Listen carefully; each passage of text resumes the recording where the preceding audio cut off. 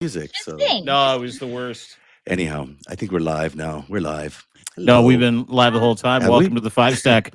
Yeah, my name is Dean. That is Zev Shalev. Narrative.org is where you can find my man Zev, one of the best investigative reporters alive. And one of the other best investigative reporters alive joins us today from the Panicked Writer Substack. Miss Ellie Leonard, you just brutally genius and brutally hardworking, and she's one of the only people other than Zev that has read every single file in the Epstein I think files she's the only document, one who's every actually read everyone. single email. My God, is that true? Is that true? Yeah. Every page. I worried so there's a button on my laptop that's actually cracked down the middle, and it's like the button that you press to scroll down. So yes, I've read all the pages. This is what? How many pages is that? 100,000 Yeah. pages? Well, so I haven't read everything that's in the 30,000. I'm starting to go back and read the original 30,000, but that's more like court documents. The one that came out this last time, I think, was 23,000, wasn't it, Yeah. or something like that? But Yeah, it was. Now, some of it is just one line emails, right? They're just sort of like back Yeah. and forth and people just saying, hey. But Just it's when your eyeballs start burning, you take a break because Yeah. it's just a lot of staring. Yeah, to start getting and Ellie about maybe an hour ago alerted me to the fact that there was new oversight Mhm. Democrat photos that came out, and we've got all of them ready. You're going to look through them live on the show ones. today because there is just a lot to look at. There's some interesting photos of passports, lots of scantily clad women. So that's a good tease, right? Mhm. And also, Barack is back. and who's He's back? just gonna be there. Ehud Barak. He's just Ehud gonna be in Barak, every drop yeah. they do. And there's a lot of people that we hadn't seen before, and we're going to try identify them on live. So that's coming up in today's show. Plus a lot more, Dean. We've got news about last night's very long and lengthy broadcast that we did for Donald Trump's very short and kind of impossible speech that he did. 20 minutes of just shouting at the camera, shouting at the American people. We're going to go through that, and we're going to explain all the lies that he gave. Are you talking about his 19-minute long, nervous, fucking, desperate breakdown? Is that what you're talking about last like night? that. Isn't that what it looked like? Yeah, It looked that's like what it this was. guy was in, Yeah. panicking, It's a human literally headache. panicking, begging. He was in for his job. distress. Yeah.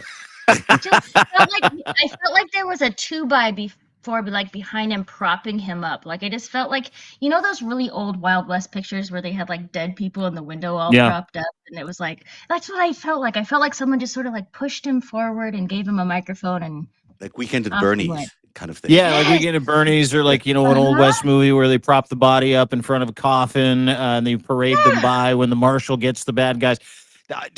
I'm so glad to hear you say that, because not only was it, and we'll get to it, one of the greatest worst speeches I've ever heard from that man. He was in distress. He couldn't finish his sentence. His transitions were fucked. He was slurring the entire time. He didn't make any sense. He couldn't even fucking repeat 1,776. Like, he literally is as lost as I've ever seen him. So we'll get to that this morning this afternoon as well. And I'm really glad that Ellie is here, because to make sense of it, you need people that have had eyes on it, and both of you have had eyes on all of these things. And we'll also get to a couple of other stories too. The Republicans have seemed, a few Republicans seem to have grown a spine, handing Mike Johnson a loss. We've got some measles to get to as well. And of course, the Epstein files photo dump and Trump's Wednesday lies. We'll debunk some of those today too. But let's start with this last Epstein files dump, because it happened like an hour ago. Is that right? That's right. Yeah, my lunch break. Yeah. House Oversight Democrats released 68 new photos today from Jeffrey Epstein's estate, one day before the Friday, December 19th deadline for the Justice Department to release all their Epstein files from the FBI investigations.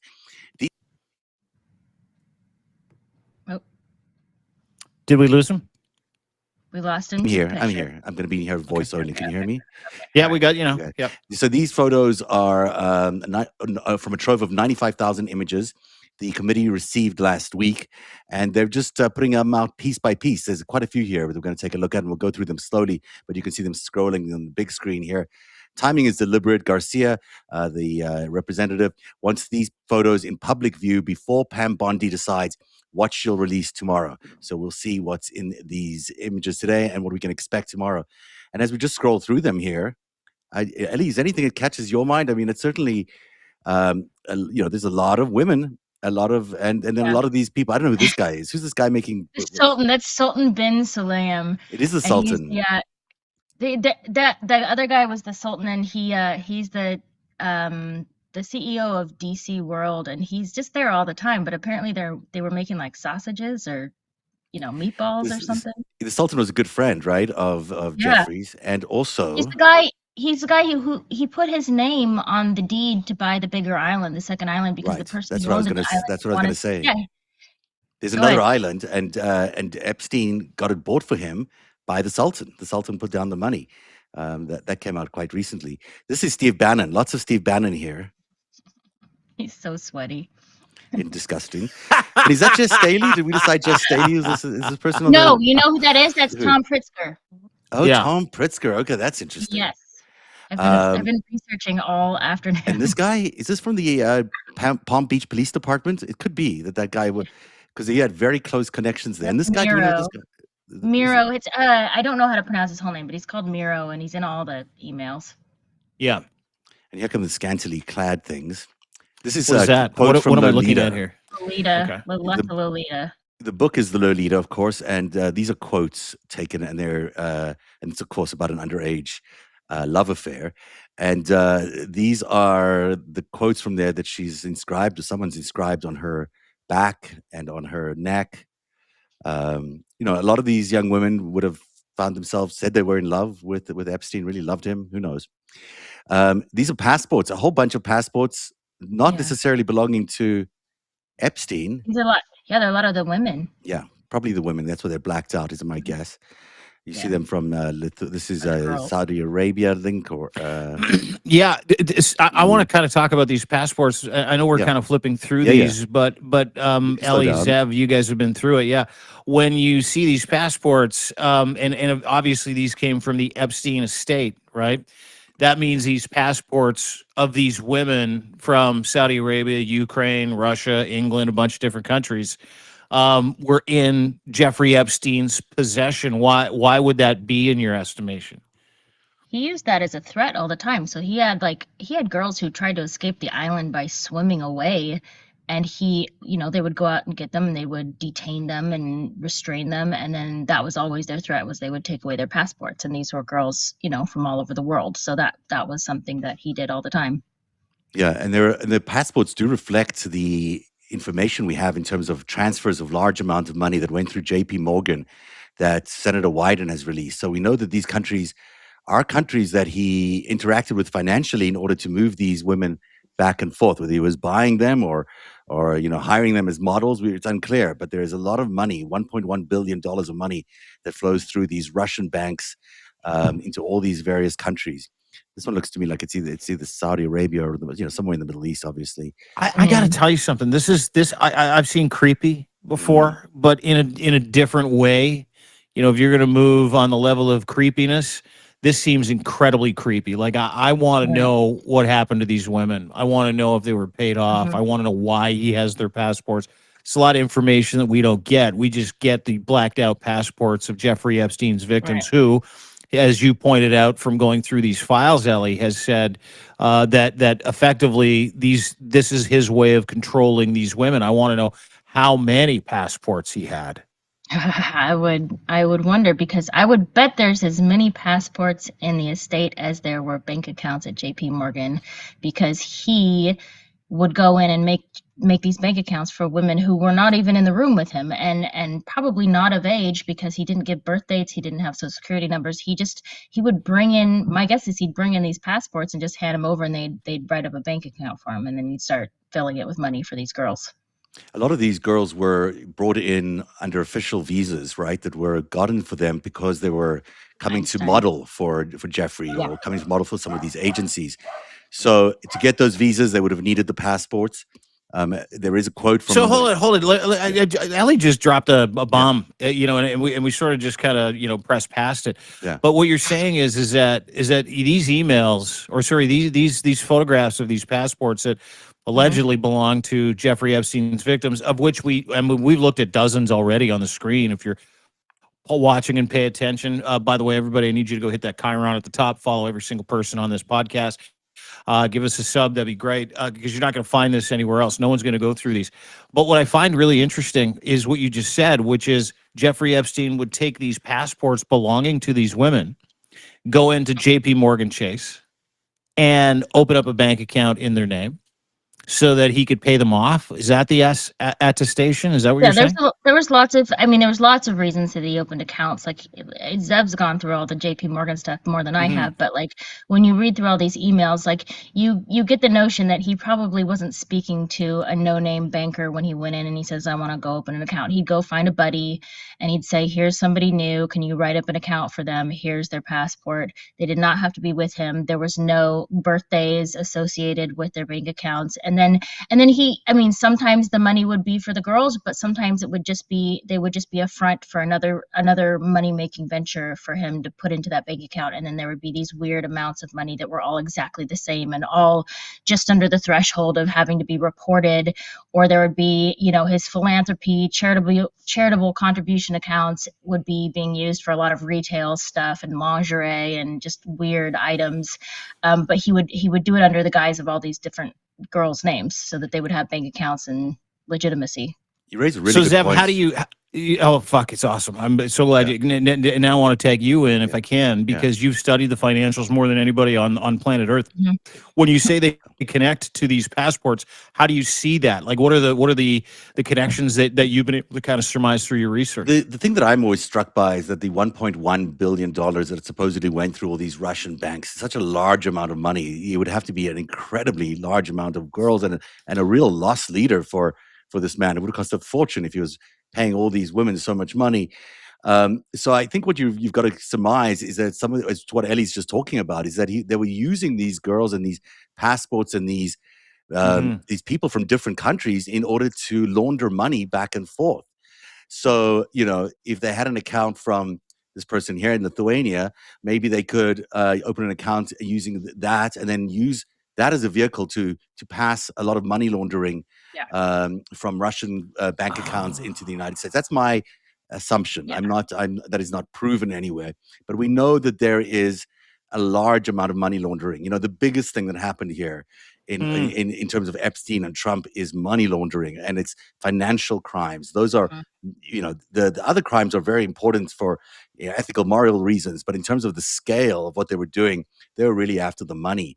And it seems to me that these women were perhaps mules in some way for that illegal money. Their identities were mules. Their bank accounts were mule bank accounts. To your point, they weren't just used for espionage. They weren't just used for honeypotting, trapping. These were passports belonging to women that lived in certain countries that strategically Jeffrey Epstein and his associates wanted to flood money into said country to engage in all manner of bullshit. In most cases, is that correct? out. And a lot of them were girls too. A lot of them were not of age, at least in the U.S. And my guess is most of, you know, you see him taking out these large amounts of cash, these $30,000-$40,000. My guess is he paid a lot of them under the table. He wasn't like transferring funds into their bank account because they didn't want any kind of a paper trail that he was paying off underage girls for, you know, stuff like that. So my guess is they weren't actually paid back and forth in these accounts. This was specifically for the laundering and then just in their names. It's a really good point you're making about the cash, because that's what triggered JP Morgan's, all their alerts inside the bank was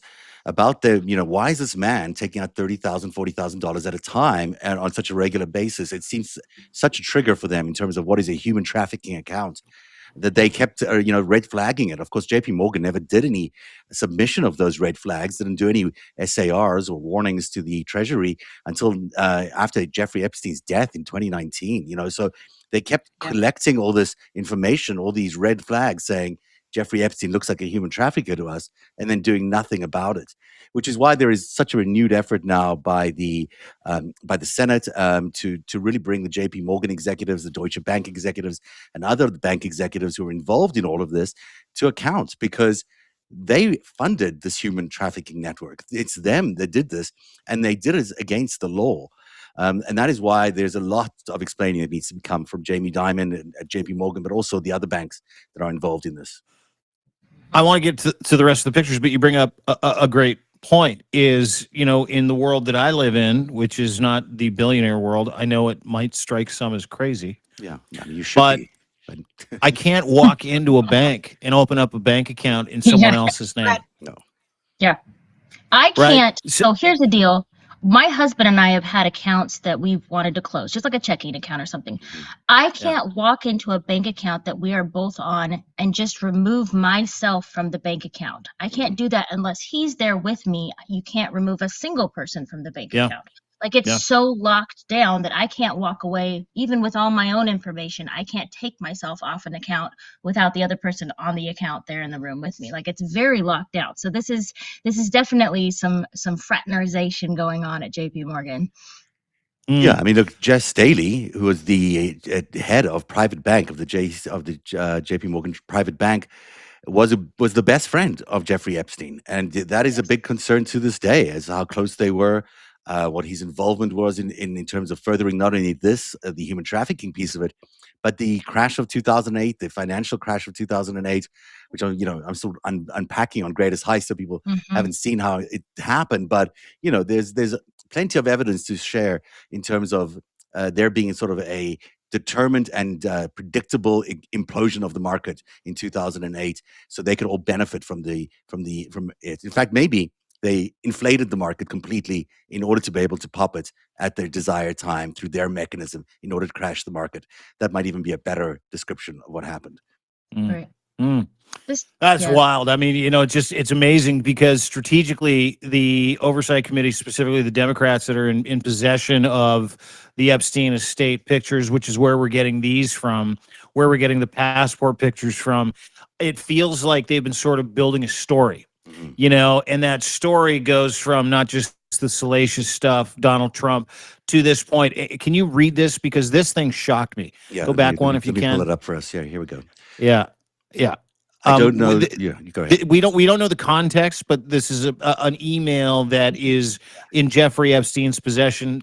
Ellie, maybe you know who is behind this? I don't know who's sending this. That was my first question, because I think this is the first thing that I saw. Yeah, me too. This is clearly kind of the quintessential trafficking that he did. Like, this is the stuff that everybody's denying happened. This is legitimately the most quintessential version of everything that he was doing with these girls. So it's my guess is these are maybe text messages, just because they have the little times at the corners. But I don't know who these are from. I would guess that they're either I wouldn't think that they're from Ghislaine Maxwell, because she was a horrible speller, but my guess is this is from one of his assistants. Yeah. Or it could be from Jean-Luc Brunel. They used to share these texts from time to time, or Epstein, between and back and forth. Jean-Luc Brunel was a scout for Epstein, had his own deal going on. He died in a prison cell. He hanged himself too. Strange. Can you read this to us? Read this to us, Zev? Yeah. I don't know. Try to send someone else. Is the first one. I have a friend scout. She sent me some girls today, but she asks $1,000 per girl. I will send you girls now. Maybe someone will be good for Jay? ? And so it's obviously not talking directly to Jeffrey. It's talking about him. Jeffrey. Yeah. And then it's his name, 18-year-old, height, measurements, weight, Schengen. I'm not sure what that is. And then the departure city is somewhere in Russia. So this is someone obviously trying to send identities of Russian girls to someone in Epstein's orbit to see if he's interested in here's what it is. Yeah. Schengen is the EU's passport-free travel zone. Ah, interesting. So traveling without a passport through the EU, check. Interesting. That's really interesting. So this is what they did. They scouted girls around the world. They brought them in under legitimate purposes. They brought them in as models. They supposedly were joining modeling agencies, coming to America to build their dream, coming to America to achieve fame. Some of them, maybe a few, actually achieved fame, but the vast majority of them were turned into sort of high-end escort / models, where you would have to go on modeling shoots and get paid, a lot of money for your agency in order to also sleep with whoever was hiring you.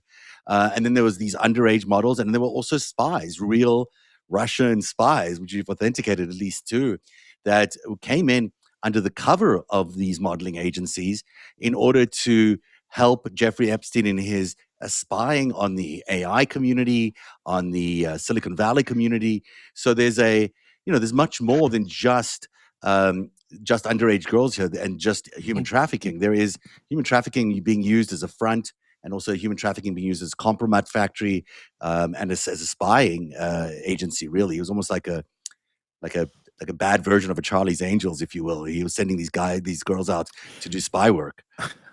He really diversified this pedophile sex trafficking ring. You know, that's one of the things that strikes me when we look at stuff like this, and we, you know, I put Melania in the same category. Sorry, I just do. I think she's one of his girls. Oh yeah, for sure she is. I I do. mean, for sure. Yeah. Maybe even a KGB one. Sorry. It's that, Yeah, it's yeah. that Einstein visa. Everybody brought across on the Einstein visa. The whole program is corrupt. Well, I Like, came in there's- on the Einstein visa, so let me say, Well, and okay, I'm so not there a was model. one But non-corrupt. You're the one and only. but there, you know, and it's a fairly stringent visa. I should point out, Yeah. it's not one of these things that anyone can get. But back then, it might have been a lot easier. And what they did is Yeah. they laundered these through the modeling agency in Tel Aviv, because at that time it was much easier to get people coming in from Tel Aviv. So they sort of moved people through the Tel Aviv office into the United States.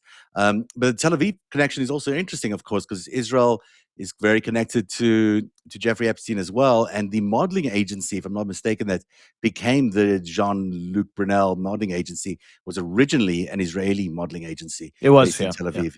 So, Yeah. you know, this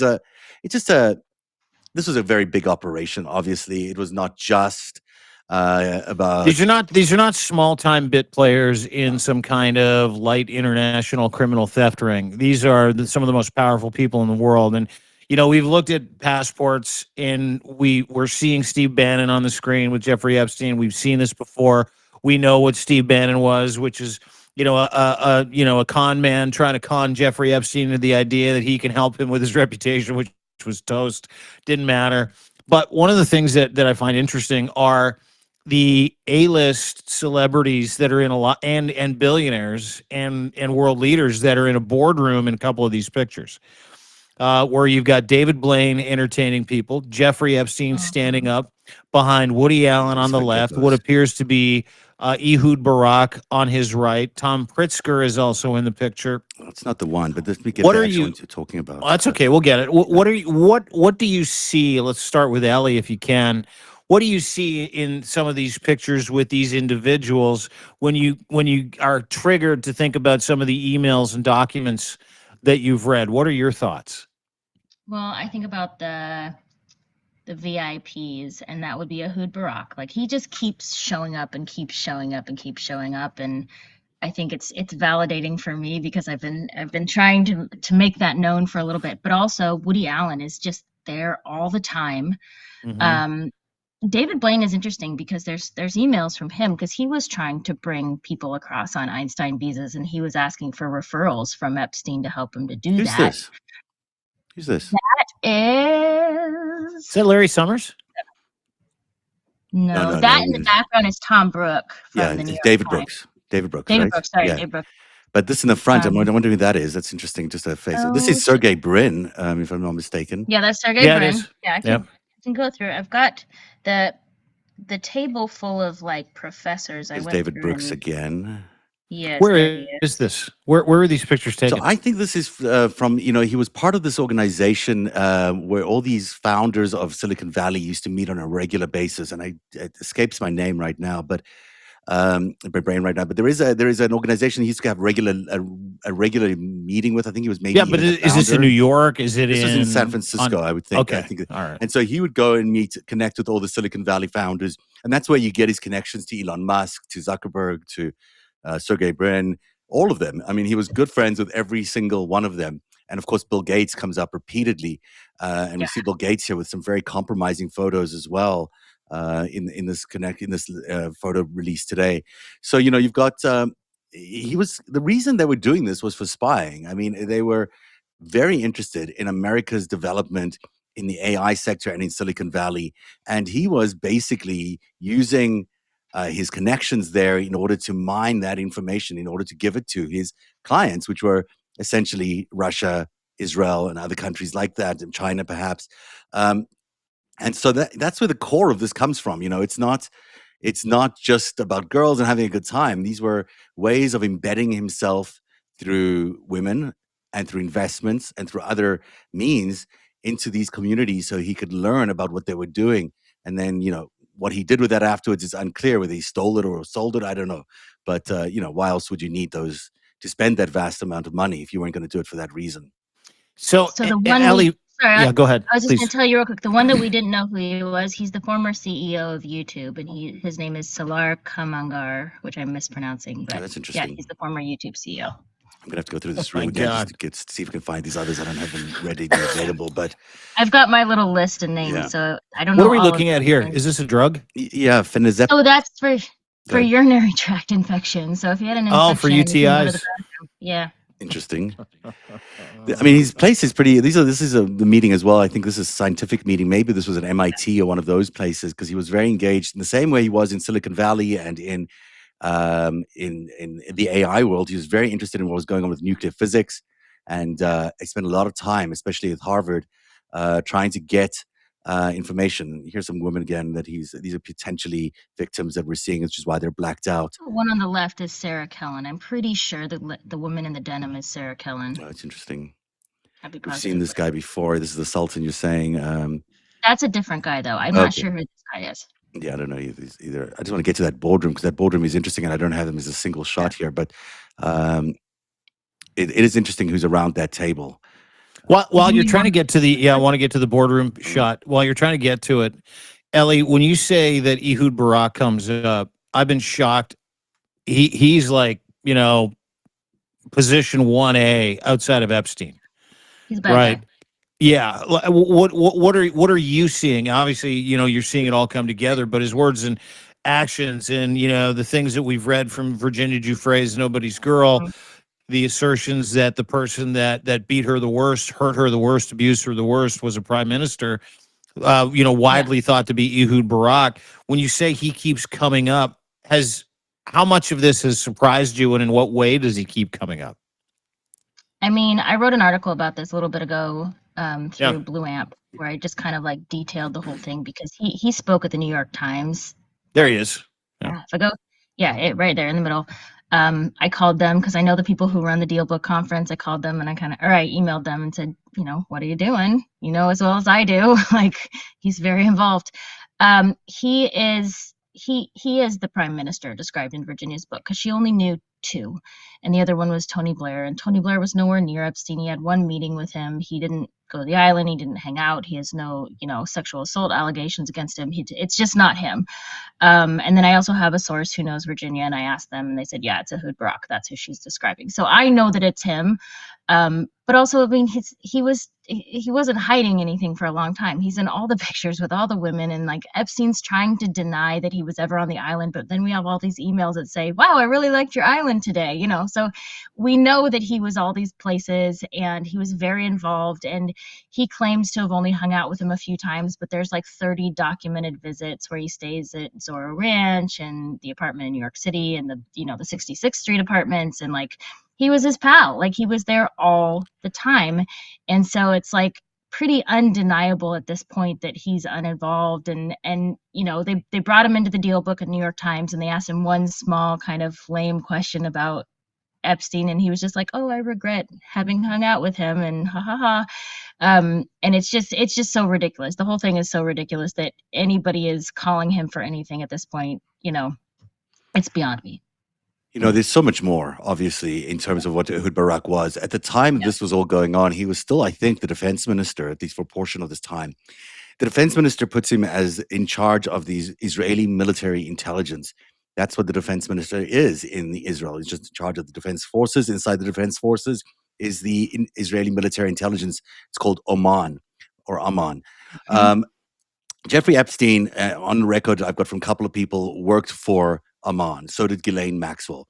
So the relationship between Ehud Barak and Jeffrey Epstein is more about a boss subordinate relationship, or at least partners in an intelligence operation, I believe. It's much more that, or a handler of some sort. But they were working on things that were incredibly complicated and complex on a geopolitical level that would require sort of cabinet know-how and cabinet approval. And they were doing all this financial rigging that they were doing. So it's it's people always ask, this is the stuff that people question about my work is how do I know that Israeli military intelligence is real? Well, it's flashing in front of us. Why is the Israeli defense minister and the former prime minister this guy's most closest associate, the guy he emails on a regular basis, the guy he hangs out with 37 times, the guy he goes and visits on a regular basis, on a monthly basis for a year. Why are there other Israeli military intelligence figures around Jeffrey Epstein? I mean, you don't have, I don't have a piece of paper that says, hi, I work for Israeli military intelligence. My name is Jeffrey Epstein, but I'm not going to get that. But it's clear that that's what was going on. I mean, you know, this is what intelligence operations look like when you're influencing geopolitics in Syria by contacting Vladimir Putin, or whether you're triangulating geopolitical events with Putin's team and Trump and your other handler, your other Russian handler, Viktor Churkin. Boy, I mean, you sort of see how it all works out, that there are Russian and Israeli intelligence people around Jeffrey Epstein all the time. All the time. Yeah. I mean, you know, it's funny because that's sat in the world of conspiracy for a long period of time. Oh, it's the Russian-Israeli mob. Yeah. But it's the Russian-Israeli mob. It is. Like, it is. That and is then working. I really wanted to work with them. That's why he's hanging out. Bannon was just so excited with the idea. Well, I mean, Bannon yeah, also worked for the Russians. And, Bannon also worked for the Russians and the Chinese. I mean, it's well, you know what I love about Bannon, though? Bannon's such a jock sniffer. He's like one of those, like, you know, and Ellie, you can speak to this. Is that the second he gets turfed from the Trump regime, he goes running into Epstein's arms. He's like, let's work together, right? Take us through that. Yeah. And then it's like a roller coaster. So he starts out and like Bannon's down here and Epstein's up here, and he just wants to be Epstein's buddy because he's just connected to everybody. He thinks that he's in intelligence, so he's like, well, I want to play because I want to be in intelligence, and he wants to go back to the White House and work for the CIA and prove Trump wrong. That's like his whole goal. And then there's this like shift over time as they become super bros, and then all of a sudden Epstein is under surveillance and is recognizing that there's like an FBI investigation against him, and then Bannon is going out and developing himself in this geopolitical world and finance and everything, and Epstein starts to look up to Bannon and can't really leave his house that much, and he can't travel and do all this global stuff he wants to do, so he starts like advising Bannon from afar while he's traveling the world and meeting with all these world leaders, and Bannon starts to become the cool kid, and Epstein becomes this guy who's living vicariously through him and his world pursuits. And it's just but meanwhile they're, you know, you have these academic conversations with like Noam Chomsky, and then on the other end you have the conversations with Steve Bannon, and it's just like the dialogue is just it's just like surfer bros. I don't know how else to describe it. Like the academic level just really takes a hit, and when they're talking to each other, it's just like a bunch of middle school boys and talking about women, and does she like me, and does she think I'm pretty, should I call her back, and then you know, how much should I ask for this loan, and it's just so dumb because they obviously didn't think anyone was ever going to read the emails too, but it was all day every day until the moment Epstein was arrested. Like they were emailing as he was getting arrested. Really? Yeah, there was an email that he sent back to Steve Bannon where Steve Bannon said something about this movie that they were working on, and I saw a clip of it the other day, which is actually really interesting because Bannon's like, well, you have a horrific history with women too. And he's like, yeah, but I believe in women. Women are the best. I think a woman's mind should be able to run America and the rest of the world. I'm always the time's up. I'm gonna be the Me Too guy. I'm gonna represent women. I mean, they were gonna start like a charity for sex assault victims. Like they were gonna like start a center. Like it's so ridiculous. Like I don't know. Yeah, and he tried to like he at one point too. Epstein sent an email to somebody saying he would like to rent some space in the Planned Parenthood clinic. Yes. So I was like maybe he's like killing two birds with one stone. Maybe he's like, well, yeah, I thought the same thing. And I can just send all the girls there when they, you know, something goes wrong. I don't know. That was weird. I didn't totally understand the purpose of that. Like well, I understood the purpose of that, but. Isn't it what it implies, that they just wanted to have free access to Planned Parenthood? I think he was really, really trying to like over the top clean up his image and show that he was like pro women and me too. feminist, which is just so ridiculous in hindsight. But like he was doing things like that. Like you said, he wanted to open a center for sex assault like advocacy and all this stuff, and just so stupid. Like because he was still doing everything he was doing up until the moment he was arrested. So, you know. There's also Noel Castler, who famously sewers Trump all the time, worked with Trump. He's told some unbelievable stories about Trump. Said giving him a Planned Parenthood clinic or a sex survivors assault, community would be like giving Jeffrey Dahmer a cooking show. and he's right, right? Like I was laughing my ass. I'm like, oh my god, he's 100% right, and like that's the delusion that comes through for me in these emails, and it must for you, both of you guys. That's actually a sweet view. It must be for both of you guys that have poured through these emails where you're like, he literally thought that he could change his reputation after getting caught being a pedophile that trafficked like thousands of young girls and women. He thought that if he just started a movement, people might go, oh, he's not that bad.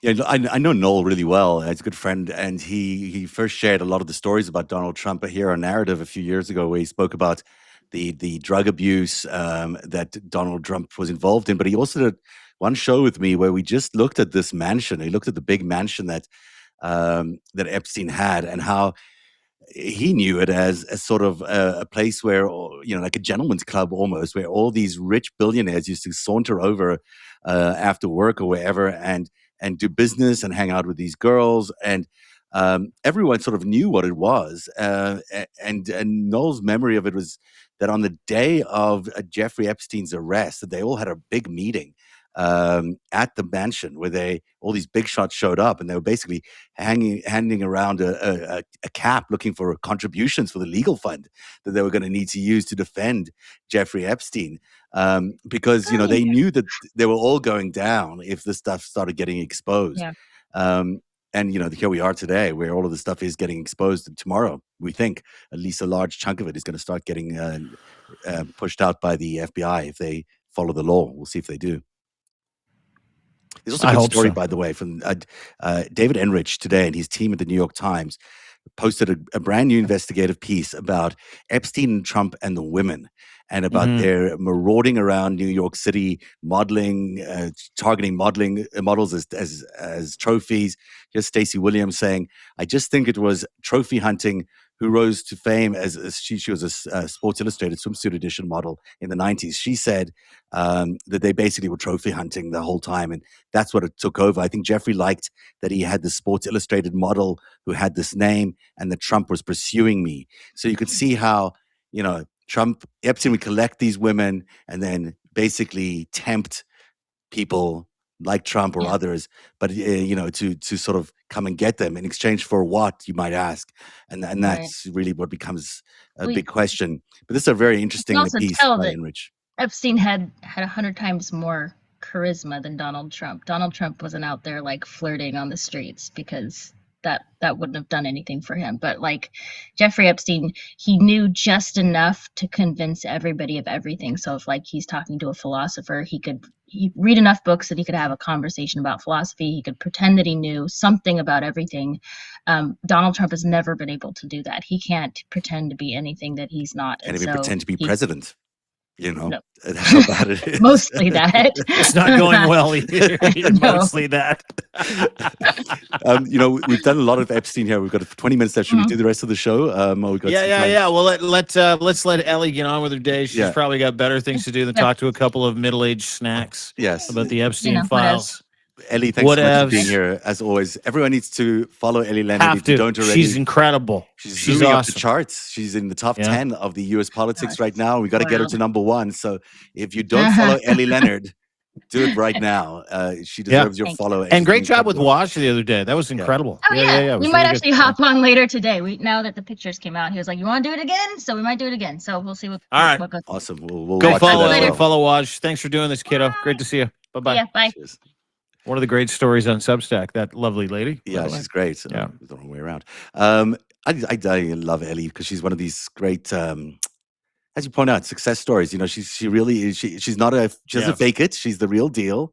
She puts in all that hard work. She's done it while doing a whole lot of other things. She's been a frustrated writer for a long time.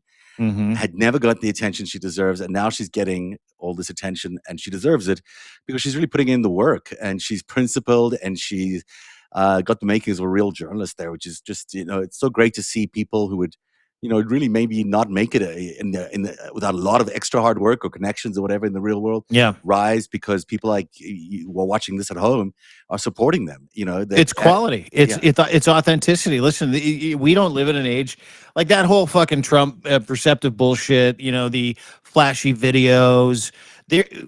We're a very well digitally educated group of people at this point. I mean, we know authenticity when we see it. And I'll draw a parallel between Ellie's success on Substack, which is recent. She spent a couple of years screaming into the void. Now she's literally one of the most important voices. And you know why she's one of the most important voices on Substack? Because she literally does all the work. It's not, she's not taking graphics. She's not, putting up salacious memes and tweets. She's not threatening anybody. She's grinding through doing her very best work, her incredible effort that she's put forward, which is reading 23,000 documents. Some would say probably 50 to 60,000 documents. I sound like Trump. Some would say, but that's just from the last dump, 23,000. She's read all of them. Yeah. And she has this innate ability to just put it in front of you and say, what do you think? Does this look like a guilty person? Does this look like an innocent person? What about the victims? And she stands on her fucking business. Whereas you look at Donald Trump's speech last night, and I hope that's next in the FiveStack. It is exactly where we're going. Thank God. The most sure. inauthentic, blowhard load of bullshit I have ever seen in my entire fucking life. It was a desperate man looking for a way out, trying to convince everybody that what he has done to America is not what he has done to America, and anything bad that is happening around you right now and to him is still Joe Biden's fault. He was off the fucking reservation yesterday. We talked about it last night. You had an incredible panel with Cohen and Watt. You had everybody on Lev. Yeah, and I dumped in just for a minute. Did you hear that conversation I had with Cohen? That turned into quite a feisty thing, which I'm going to follow up on. And a lot of people have questions about why we included Cohen last night. I specifically included Cohen because I said I wanted to ask him about all these Epstein things. And Lev, who coordinated all of it, said, yeah, go for it. You're going to ask him? Ask him. So, and it was a rare opportunity. I had not had a chance to sit down with Michael Cohen and ask him about two very important intersections with Donald Trump. One of them is around the case of Katie Johnson. Katie Johnson, whom he says he wasn't involved at the time. He was part of the Trump campaign at the time. He said he was involved with chasing another case, which we cannot find. But it seems to me that it happened at the time he was there, and he would have known about Katie Johnson, that thing landed. And that is the case that links Donald Trump and Jeffrey Epstein to a rape of an underage girl. That's a really important case that landed up getting taken away because she was bullied and threatened so much that she didn't go forward with that case. That's the one thing. But then he also spoke about this other Epstein-Trump intersection, which is the house that Wexner owned in Palm Beach, the Maison Les Amitiés, the House of Friendship, and his involvement of that. And that's also raised a few interesting red flags for me. And I'll be writing about that later on. But there's, a lot of interesting textured involvement because, he was there. Cohen was the fixer for Donald Trump from 2007 onwards. So he has some purview into that world. Yeah, there are, and that's a separate conversation, but kind of fits into or sits adjacent to the conversation about the authenticity or inauthenticity we saw behind Donald Trump and him panicking. I think there are a lot of people, and I like Michael Cohen. He's very funny, and I've watched him try his best to separate himself from Donald Trump's bullshit. And I think there's an honest conversation there. And I think Michael Cohen, will eventually at some point in time address this, head on and how he addresses it. And I've got no issue with him. But what I have an issue with was the originality of the conversation. You still have so many people that are trying so hard to separate themselves from what's coming tomorrow. Hopefully it fucking comes. I'm not sure what time those things are supposed to drop before 5 p.m. That's all I know. Yeah. But, what I watched last night in Donald Trump, not sure which clips that we have ready to go, but what I watched last night with Donald Trump standing giving a Christmas message to the nation of the United States of America, not once in 19 minutes did he say Merry Christmas, Happy Holidays, all the best to you in 2026, enjoy your time with your family. It was a fire hose of desperation, dementia. It was lie after lie after lie, which is easily disprovable, including the old drug prices are down 600%. Well, that means you'd be paying people to take drugs. Yeah. It was a Joe Biden hate factory last night. He lied about the trillions that he's taken in tariffs. He lied about what would happen in the United States if the Supreme Court struck down the tariffs. It was lie after lie after lie, and I have yet to see him look as panicked as he looked last night. If you turn down the volume on this and you just watch his body language, he looks desperate, out of shape, ill, and terrified. I mean, that's basically the thing. Here is one of those clips. This is where he talks about the 3,000-year war that he's helped solve. Let's take a look at this. I've restored American strength, settled 8 wars in 10 months, destroyed the Iran nuclear threat, and ended the war in Gaza, bringing for the first time in 3,000 years peace to the Middle East, and secured the release of the hostages, both living and dead. Here at home, we're bringing our economy back from the brink of ruin. The last administration and their allies in Congress looted our trillions of dollars, driving up prices and everything at levels never seen before. Never seen I am bringing those high prices down and bringing them down very fast. I've restored American strength, settled 8 wars in 10 months, destroyed the Iran nuclear threat, and ended the war in Gaza, bringing for the first time in 3,000 years peace to the Middle East. It's a lie. It's all lies. It's an easily disprovable lie. I think 12 more Gazans died today. They're still bombing each other. They're still kicking the shit out of each other. Every war he said he's ended, he hasn't touched it. He just makes a phone call, does a photo op, and says he solved the war. That's a lie. Affordability. There is no place in the United States where gas is less than $2.50 a liter. That's just gas. Let's talk about groceries. Beef is up 7 times. Chicken's up 4 times. Fish is up 9 times in certain states. And you have 22 states in the United States of America that are in a deep recession right now, and Chinese tariffs hasn't even hit. The economy in the United States is not just dying, it is dead. And if it weren't for AI, it would be in a severe depression, and you would all be lining up at fucking soup kitchens today. That man just lied for 19 minutes. And it was all the greatest MAGA hits too, right? Like every single one of them. It was like a campaign rally while he was surrounded by Garland, which, by the way, way too much Garland. It looked like he was doing this from Narnia. Like I said that last night, I really believe it. And not only that, none of it had any Christmas theme to it. It was supposed to be a Christmas address to the nation. He also said he's going to go into Venezuela really soon. Soon has been happening for 4 months. All he's doing is blockading Venezuela, trying to blow up as many boats as he can until he can make Maduro say uncle, according to Susie Wiles. And here's the catch about last night. It was such a fucking disaster that after the actual, there was insider reporting. We put it out. You can actually go read it, deanblundell.substack.com. He turned around and looked at everybody. He's like, how was it? Susie Wiles goes, great job, sir. And then he looked at someone else who goes, I didn't want to do that. Susie made me do it.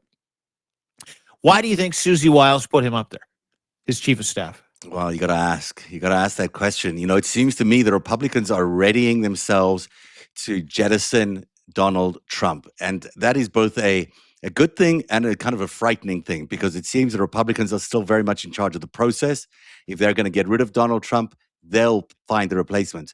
That is sort of unacceptable, you would think, considering the circumstances we're in, that this man stole his way to an election. This man has thieved his way and criminalized his way through an administration. It seems ridiculous that we would let the same function, the same, party and the forces behind that party place a new president in the White House, because that's not going to change the problem. That's not going to fix the problem. The problem really is the bigger machine that drove Donald Trump into the White House in the first place. And that involves people like Susie Wiles. That involves people who are Republican apparatchiks for a long period of time that have sold out the country and the party for decades now. And now they want to continue to do that by getting rid of Donald Trump, hanging this whole mess on Donald Trump and pretending that it was just him. It's not just him. There's a lot of other people involved. Oh, dude, I know. But like, this is the gamble that every single one of those dumb pricks have sort of rolled the dice for. If he can do it and we get access to power, and if he gets away with it, we're good. If not, what do? Well, we turn on him. And MAGA is a party of people with knives in a fucking straight line. And everybody's got a knife in their hand, in the back of the person in front of him, and the person behind him, same thing. Yeah.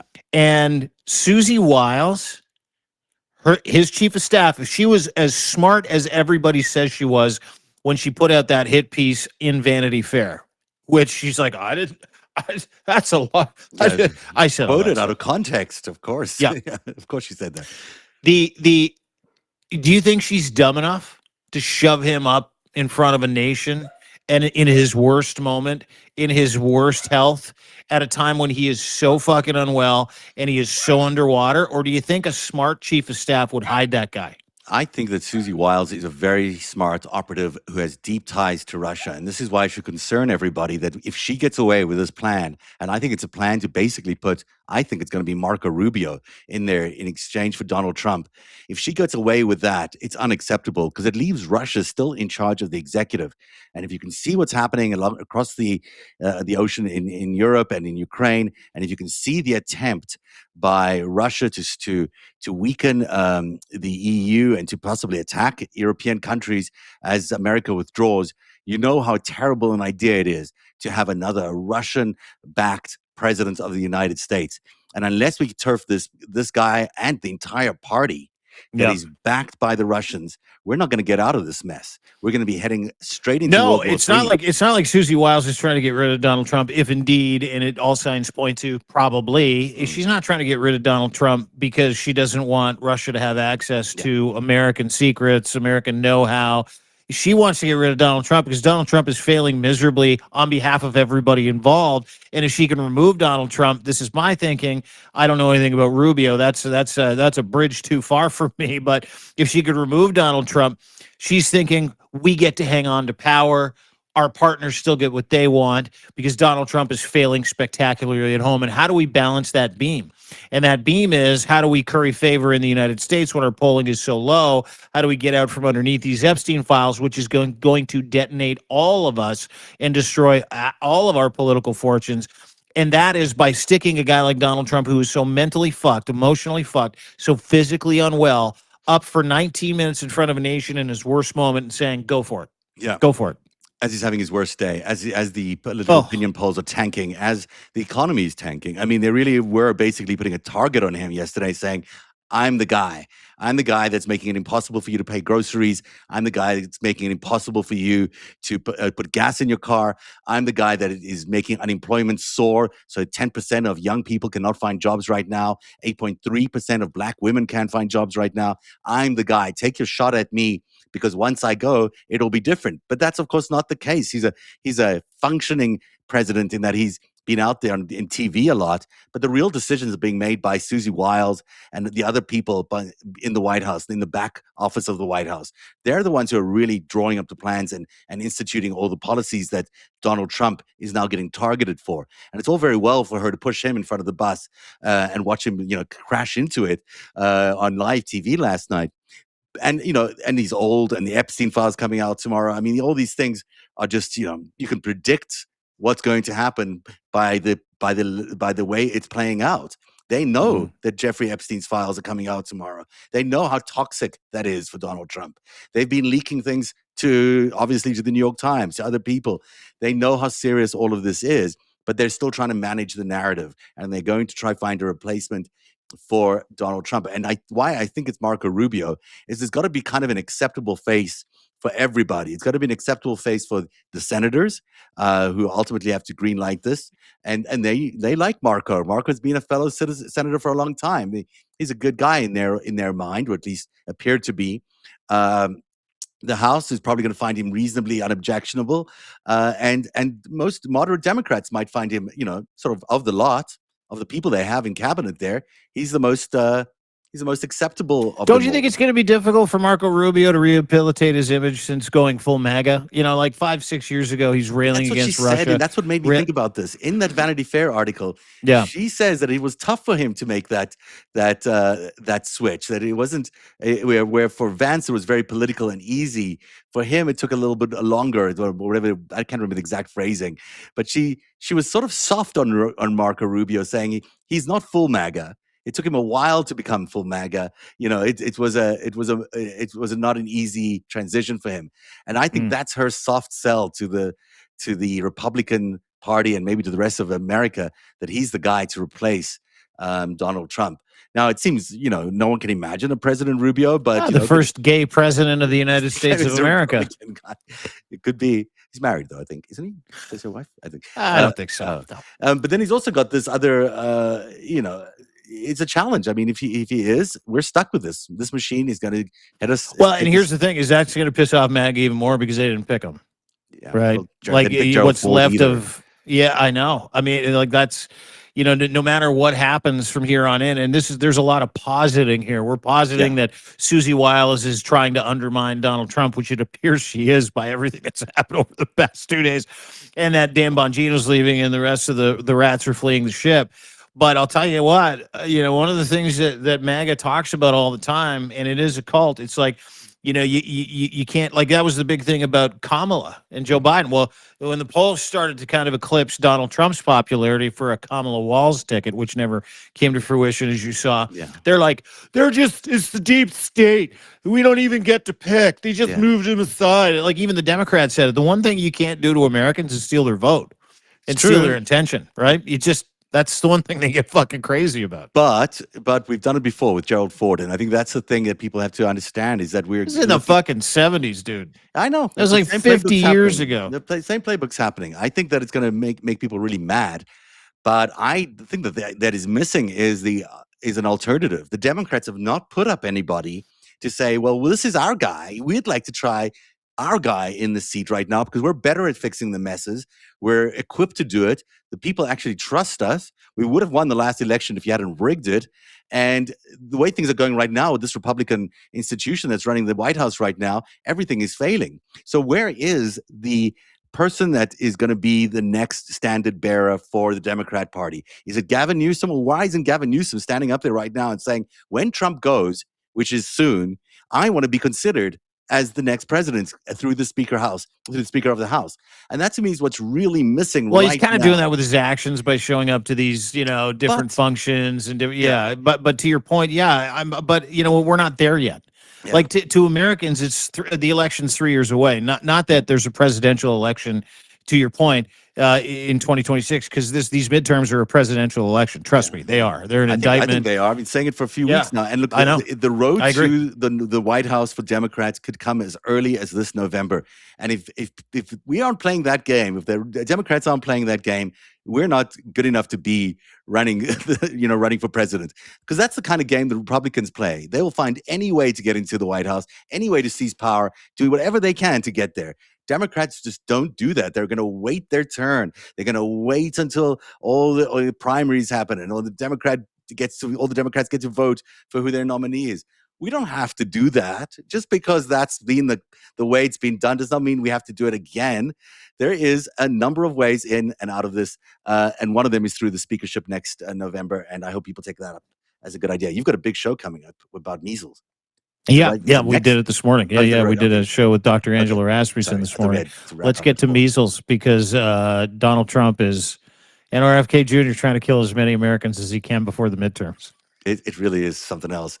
I actually was trying to wrap up the show because I thought you might have at 4 o'clock. But you know what? I don't have a 4 o'clock, but we can wrap up the show. We didn't get to a couple of items today. Yeah. One is an incredible interview I did with Dr. Angela Rasmussen, world famous virologist, infectious disease expert. She is absolutely brilliant, part of the steering committee for the Save America movement. And we talked about measles. America's going to lose its measles designation. Canada lost its measles designation this year. How crazy. Yeah. Back. Measles are so fucking back, bro. I mean, it's huge. People are having measles parties. And we talked about why. And we found the vector. And that vector was American Samoa. And the person that started these measles outbreaks about 7 to 8 years ago was a gentleman who is now the Health and Human Services Secretary, Robert F. Kennedy Jr. And the story that she tells about what he did to American Samoans so that he could get data and come back to the United States and tell everybody not to get vaccinated for measles and the chicken pox is absolutely one of the most incredible stories you'll ever hear. So please go and subscribe to deanblundell.substack.com. The interview I just did with Dr. Angela Rasmussen was absolutely unbelievable. Got a couple of other stories there as well that you might find very, very interesting. And not just about measles either. We've got some stories today that sit in and around, not just the Epstein files, but projecting what happens tomorrow. Tomorrow's a big day, and what we get or what we don't get from Trump's DOJ is going to cause a nuclear reaction with the American public, within his own party, with people like Marjorie Taylor Greene. Everybody's going to go in a different direction tomorrow. And I don't have any predictions, but we do lay it out. We also talk a little bit about how Donald Trump turned the White House into a grievance museum. I don't know if you saw the plaques he put outside on the Presidential Wall of Fame, where every president got a write-up, and somehow he's in everybody else's write-up about being better than them, about a very racist plaque about Barack Obama. It's truly fucking unbelievable. So go and check that post out. And we also did a really cool little survey today, kind of a study actually, about who's going to the United States from Canada, who isn't. 40% of Canadians have stopped. They've canceled America from their life. And it is truly one of the most stunning indictments of what Donald Trump has done to the reputation of the United States of America. So if you can, please go and subscribe. Paid subs. God bless you. I love you all. We've got a deal for 25% off for the rest of the year if you go and sign up before the end of December. We're going to do a flash sale in and around Christmas time, but it won't be like this. So we've offered this. We want as many people to come into the community as possible. We want to continue to build that resistance. And those paid subs are our lifeblood, and I cannot thank you enough. Neither can Zev. I'm sure he'll thank you in his own way. But more importantly, sharing this content, sharing that content, because dude is on the fucking ropes, and it has never been more important to step on the gas. So please go and share. Please go and subscribe. And again, thank you for being here for the FiveStack. And I know you've got your Greatest Heist series, specifically the next chapter coming out, which delves into some really dirgy shit. I'm actually going to hold off for that until next week because I really want to spend the next 24 hours focusing on Jeffrey Epstein and the files that come out. We'll be live as much as we can tomorrow. As these files come in, it'll be a bit disorganized, it'll be a bit messy, but I want to bring you the news as it's happening. We have quite a process developed here in terms of how to look at these files and how they fit into the overall timeline. We're not just going to look at these as individual items that come in. We're going to place them in the context of the timeline that we already have of the Jeffrey Epstein story, which is quite robust. So that's tomorrow, all day with you, Dean, and a whole bunch of other people who'll be joining us. And it's just going to be an interesting day, assuming these files do come out. Also tonight, I'm going to drop a story about what we learned from Michael Cohen last night and why it really. I have a lot of questions about it.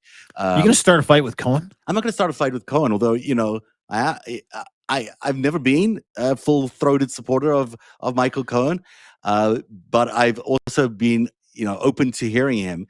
And yesterday, when he answered these questions, I didn't think he fully gave the full answers, and so I'll explain why I think there's a lot of questions. But more importantly, the reason I think it's important is because the stuff that Donald Trump is really scared about coming out tomorrow is about the financial crimes. It's about the espionage. It's about the Russian money laundering. This is the stuff that really keeps Donald Trump awake at night because that's the real criminality involved in the Epstein files. So, a lot of people be chasing. Yeah, to prevent him from screaming Russia, Russia, Russia hoax. Yeah, right. Yeah, and he won't be able to scream that after. Well, tomorrow. It delegitimizes, like what happens tomorrow if we get the whole thing. It'll delegitimize everything Donald Trump has spent the last fucking 40 years telling people he is. Yeah. He's a mark. He's a useful idiot that turned into a fucking president. He's a con man. He's a rapist. He's a felon. That's all he is. And he's afraid that tarp is going to come off and everybody's going to be able to see who he really is tomorrow. Even more, potentially. And I will be outlining the connection between Epstein and Donald Trump that I've been hinting at in book 1 of Greatest Heist and book 2. But I have the outline now of exactly how they're connected. And it's a big deal, and we can show that all tomorrow as we learn new stuff. Yeah, I'm excited. I'm excited about I'm tomorrow. excited right now. I'm sitting here feeling excitement for the Greatest Heist.